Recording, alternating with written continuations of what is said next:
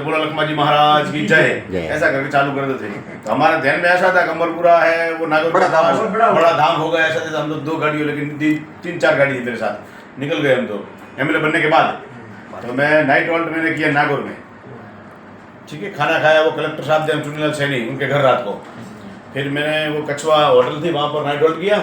तो उत्सुकता तो बहुत थी कि ये कहाँ पर आया हुआ है कहाँ पर नहीं आया। तो मैंने सबको होटल वाले को पूछा कि भाई ये अमरपुरा धाम कहाँ है। तो किसी ने बताया नहीं ये नागौर है, ये दूसरा कोई नागौर है। रात को स्टे किया, सुबह उठ के तपास की तो मालियों की एक स्वीट वाली दुकान थी, उसने बोला कि ये यहाँ से 4 किलोमीटर दूर है अमरपुरा, वहाँ लखमा जी का मंदिर है। ठीक है। तो मैं वहाँ से सब निकले अमरपुरा जाने के लिए।